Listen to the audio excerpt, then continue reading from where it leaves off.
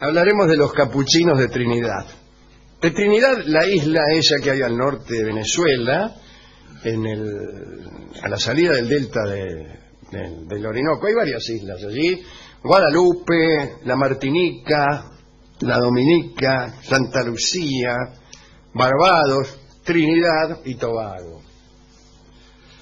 Vamos a contar algo que sucedió en la isla de Trinidad, que después de muchas disputas estaba bajo dominio español. Esto fue a fines del siglo XVII. Era una isla que no le interesaba a nadie entonces. Habían pasado por allí varias expediciones buscando el dorado. Hablamos el otro día de Raleigh, de otro que se quedó allí esperando. Ay, ¿cómo se llamaba este tipo? Bueno, esperando noticias de España que no llegaban. Ah, sí, recuerdo. Recuerda que ahí en la isla Trinidad. Muy bien, los soldados españoles que ocupaban el lugar vivían como náufragos, únicamente preocupados por la supervivencia y bastante mezclados con los indios arahuacas, que eran más bien pacíficos. La corona no enviaba ayuda y llegó un momento en que ningún hombre quería ser gobernador de aquella isla. El Consejo de Indias había presentado el nombre de dos personas. Se propuso primero a don Lorenzo de Cienfuegos, pero cuando le avisaron, Lorenzo presentó sus excusas al rey, le dijo: mire, qué sé yo. Otro fue Francisco de Santillán, que también se negó a gobernar un lugar tan inhóspito, lugar que era visitado muy frecuentemente por bucaneros y también por los indios caribes, que eran terribles particularmente por sus costumbres culinarias, ya que eran antropófagos. Nunca hasta entonces se había despreciado un cargo de tal naturaleza. Aparecieron algunos que sí se interesaron por poner el pie en la isla, y eran unos monjes capuchinos, que propusieron al rey evangelizar a los arahuacas e instaurar allí una especie de teocracia. Y bueno, a falta de funcionarios reales, Trinidad bien podía ser una extensión de la iglesia. Al cabo de un año llegaron hasta allí los capuchinos, previo decreto real que los autorizó a establecer una misión allí. Llegaron. Pronto escribieron al rey sobre los felices comienzos, la gran cosecha que podía esperarse, la multitud de almas que debían ser salvadas, pero esta sensación optimista duró poco. Los misioneros no conseguían muchos resultados, no evangelizaban a nadie. Cuenta la crónica que los arahuacas no se dejaban evangelizar así nomás, y parece que se morían de risa ante los procedimientos de los monjes, y después repetían los ritos, casi como un paso de comedia, y hacían burla. Los misioneros pensaron que habían llegado muy precipitadamente y que no llevaban lo necesario para evangelizar, y por eso fallaban. Entonces pidieron que les enviaran campanas, desde luego para llamar a la oración, incensarios, candelabros, vasos para los óleos, velas, no sé, cosas para hacer algunos movimientos fastuosos y ornamentales, pero no les llegó nada. Entonces empezaron a trabajar en la construcción de misiones rurales y a levantar iglesias. Y esta arquitectura se realizaba con el trabajo de los propios arahuacas, que después, según pensaban ellos, deberían marchar a esas mismas iglesias a venerar sus propias construcciones. Pero los indios no aguantaron mucho esa situación y se produjo una revuelta. Y fue la última rebelión india de Trinidad. Con ese estallido, Trinidad tuvo sus primeros mártires cristianos y también su primer milagro. Veamos. Parece que estaban construyendo una iglesia y había dos indios que trabajaban bajo la supervisión de un monje y un carpintero, ambos españoles. De los tipos le decía: esto, clava aquí, no sé qué. Parece que los indios no entendían algunas de las explicaciones y al monje le dio la impresión de que lo hacían a propósito, de que se hacían los soltarios para no trabajar tanto. Entonces los retó. Digo: ¿qué se piensan ustedes? Yo qué sé. Uno de los indios le encajó un palazo al monje. ¿Para qué mal? Y el otro acuchilló al carpintero. A continuación, todos los indios, que supuestamente estaban convertidos, arremetieron contra los capuchinos y los mataron a todos. Fueron enterrados en los cimientos de la iglesia en construcción. Una prolijidad. 60 españoles que vivían en una fortificación cercana también fueron muertos por los indios. Desde la Guayana no se pudo enviar ayuda inmediatamente.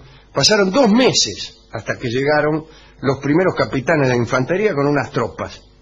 Y esas tropas empujaron a los indios rebeldes hacia el mar. La batalla definitiva tuvo lugar en la costa de Trinidad, en el Cabo Galera, un lugar que había sido bautizado por Colón, porque lo vio de noche y le pareció que era una galera. No una galera, el sombrero del mago, sino una embarcación, un barco que se llama galera. Bueno, en aquella batalla muchos de los indios se ahogaron, ya que cuando retrocedían se metían en el agua y se ahogaban. Otros fueron fusilados, otros fueron arrastrados hasta el puente San José y allí ahorcados. Las cabezas y las manos de estos indios fueron expuestas en la plaza del puerto. Y un año después fue hasta Trinidad una misión oficial. Bueno, investigaron un cacho ahí. Al desenterrar los cadáveres de los monjes de la iglesia, descubrieron que estaban intactos y que salía sangre de sus heridas. Entonces se los expuso en las paredes incompletas de la iglesia, y fue precisamente con ese milagro que, según la crónica española, empezó la conversión que antes no había funcionado con los capuchinos vivos. Parece que los indios veían cómo aquellos hombres muertos hacía tanto tiempo se conservaban en perfecto estado y entonces inmediatamente se convirtieron. Algunos escépticos explican esa conversión por otra cosa, por ejemplo, la presencia de un temible ejército. Sí, amenazante. Así que, sea por lo que fuere, se convirtieron los arahuacas. Y alguien escribió un poema acerca de estos acontecimientos. Un poema que se llamaba Romance muy doloroso, y es la única pieza literaria que escribieron los españoles en Trinidad. Pero esa pieza fue rápidamente olvidada, y la gente que había oído hablar de ella solo recordaba que no era muy buena. Bueno, después de la muerte de los indios rebeldes, los colonos españoles presionaron al rey para servirse de los indios como mano de obra, de modo tal que en el siglo XIX los indios prácticamente desaparecieron. Un descendiente de arahuacas, allá en 1885, sirvió de guía a un misionero dominico hasta el lugar de la matanza. Dice, aquí fue la matanza. Según dijo este hombre, era una tradición de los indios convertidos que los jueves y viernes santos se oyeran cánticos en medio del... No era una tradición, era una creencia, que el jueves santo y el viernes santo se oían cánticos en medio del monte y voces de españoles rezando. Es decir, ellos creían que se oían, no es que los oían. ¿Se entiende? Sí, sí. No es lo mismo creer que se oyen que oírlos. Y eso es todo lo que tengo que decir al respecto. ¿A quién dedicar esta charla? A los indios. Y también, ¿saben? A todos los que estamos esperando un milagro, pero un milagro de verdad, para ver si nos convertimos. Pues yo me convertiría con muchísimo gusto. Sí.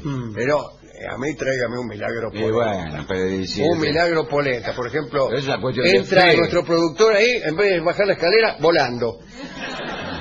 Entonces, chau, me convertí. Sí, me convertí, claro. A la religión, primero me convierto y después le pregunto ¿a cuál religión me tengo que convertir? Es decir, en nombre de qué divinidad ha volado este tipo. Es que uno quiere creer, ¿no? En escuchar las voces de los españoles cantando y... Sí, qué sé yo. Y por ahí uno se esfuerza. ¿Hay que hacer esfuerzos para creer? Sí. Los que creen es porque han hecho un esfuerzo. A nosotros nos gustaría no tener que hacer ningún esfuerzo. Debe ser por eso que no creemos. Pero claro, de tanto hacer fuerza, usted, ¿contra qué hace fuerza? esa fuerza, ¿a qué otra fuerza se opone? A la realidad, por ejemplo. A la lógica. A la lógica no sería tan grave, pero la verdad, sí. Muy bien. Hemos ido a la discoteca, hemos conversado con el discotecario, le hemos contado esta historia muchas veces, porque es un hombre que suele dormirse en mitad de los relatos, Sí. y no entendió mucho, pero oyó que la isla de Trinidad, al menos en aquel entonces, estaba bajo la influencia de Venezuela, y nos dio un bellísimo vals, un vals venezolano de Lauro, el vals venezolano número 3, que escucharemos ahora mismo. Es un alemán el que toca la guitarra, ¿cómo se llama? No sé, A mí me un pregunta. alemán. Bueno, tráiganos el disco que ahí dice y nos vamos a fijar.